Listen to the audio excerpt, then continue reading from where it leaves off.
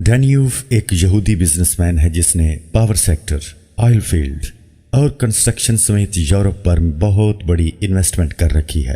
وہ اپنا ایک واقعہ بیان کرتا ہے کہ جرمنی میں موجود میری تعمیراتی کمپنی کے مین آفس کا سیکیورٹی گارڈ پاکستانی مسلمان تھا۔ شکل و صورت سے کہیں بھی مسلمان نہیں لگتا تھا، بلکہ میں نے اسے کبھی نماز پڑھتے یا کوئی بھی مذہبی رسم ادا کرتے نہیں دیکھا تھا۔ البتہ اس میں یہ خوبی تھی کہ وہ ایماندار تھا، کام سے مخلص تھا۔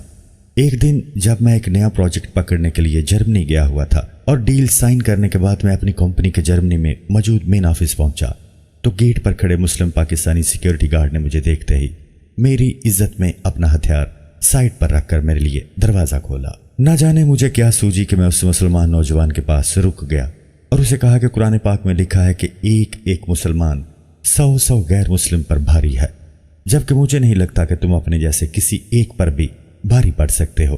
ڈینیو کہتا ہے کہ پاکستانی مسلمان نے بہت تحمل سے میری بات سنی اور پھر میری تصحیح کرتے ہوئے بتایا کہ جہاں اللہ تعالیٰ نے 100 کافر پر ایک مسلمان کو بھاری قرار دیا، وہیں آگے مجھ جیسے کمزور ایمان والوں کا علم رکھتے ہوئے اللہ تعالیٰ نے 10 اور پھر 2 کافروں پر ایک ایک مسلمان کو بھاری قرار دیا۔ اس مسلمان سیکیورٹی گارڈ کی بات بجا تھی، مگر میں اپنی ضد پر اڑ گیا اور کہا کہ یا تو تم ثابت کرو کہ مسلمان 100 کافر پر بھاری ہے، یا پھر مان لو کہ قرآن پاک میں نعوذ باللہ جھوٹ ہے۔ میری بات سن کر مسلمان سیکیورٹی گارڈ کچھ دیر کے لیے خاموش ہو گیا، جسے میں نے اپنی فتح سمجھا اور دفتر کی جانب قدم بڑھا دیے۔ ابھی ایک قدم اٹھا ہی تھا کہ مسلم سیکیورٹی گارڈ نے مجھے مخاطب کرتے ہوئے کہا، سر، قرآن کریم میں ایک ایک لفظ سچ ہے، یہ میرا ایمان ہے اور میں بہت جلد آپ کو ثابت کر دوں گا کہ ایک ایک مسلمان 100 کافر پر بھاری ہے۔ میں نے لاپرواہی سے کہا، مجھے شدت سے انتظار رہے گا، اور آگے بڑھ گیا، جبکہ میرا باقی سٹاف جو میری اور مسلم سیکیورٹی گارڈ کی بات سن رہا تھا وہ مجھے داد دیتے ہوئے میرے ساتھ چلنے لگا۔ وقت اپنی روانی سے گزرتا گیا۔ جس دن صبح پروجیکٹ پر کام شروع ہونا ہوتا ہے اس سے پہلے کی ایک شام میں کمپنی کے مین آفس میں ایک پارٹی رکھتا ہوں اور جس میں اپنے مختلف کمپنیوں کے 750 افراد کو مدعو کرتا ہوں تاکہ وہ اپنی رائے دیں اور اپنی نیک خواہشات کا اظہار کریں۔ پارٹی شروع ہونے سے پہلے سب کو باری باری سٹیج پر بلایا جاتا ہے۔ سب سے پہلے میں جاتا ہوں اور نئے پروجیکٹ کی ڈیل کے متعلق بتاتا ہوں۔ اس کے بعد میرے نئے پروجیکٹ مینیجر کو دعوت دی جاتی ہے، مگر اس سے پہلے ہی مسلمان سیکیورٹی گارڈ سٹیج پر پہنچ جاتا ہے، گن لوڈ کرتا ہے اور سب کو آرام سے بیٹھے رہنے کا حکم دیتا ہے۔ اس کے بعد مجھے مخاطب کرتے ہوئے کہتا ہے کہ سر، کوئی سے 100 غیر مسلم کھڑے کریں جو اکیلے مسلم میرا سیکیورٹی گارڈ کا مقابلہ کر سکے۔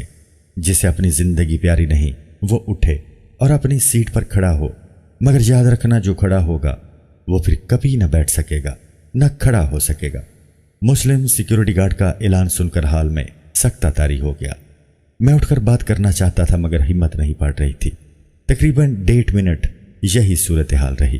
اسی دوران کسی نے پولیس کو کال کر دی، مگر پولیس کی آمد سے پہلے ہی مسلم سیکیورٹی گارڈ دوبارہ مجھ سمیت بیٹھے ہوئے حاضرین سے مخاطب ہوتے ہوئے بولا کہ یہ میرے ہاتھ میں موجود بندوق خالی ہے، اس میں کوئی گولی نہیں ہے۔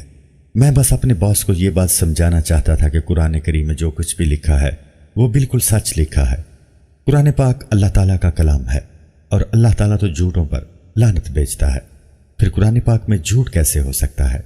میں آج اور اسی وقت اپنی جاب چھوڑ کر جا رہا ہوں، کیونکہ میں کسی ایسی جگہ پر جاب نہیں کرنا چاہتا جہاں میرے ایمان کو مشکوک بنا دیا جائے۔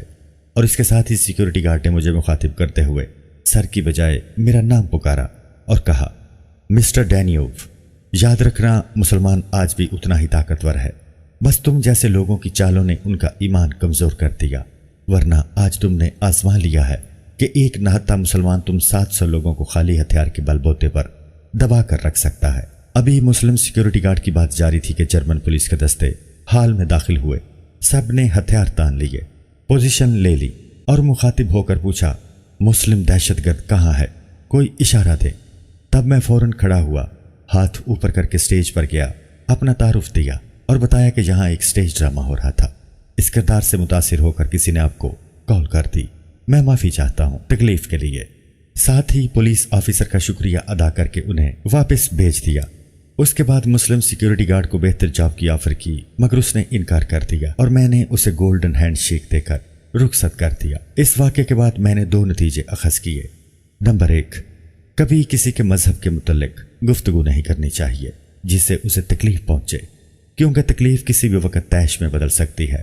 اور نمبر 2، نہ ہی مسلمان کمزور ہیں نہ ہی ان کا ایمان کمزور ہے، بس مسلمانوں کے ایمان تازہ رکھنے والے علماء کمزور ہیں اور ان کی اس کمزوری کا فائدہ پوری غیر مسلم دنیا اٹھا رہی ہے۔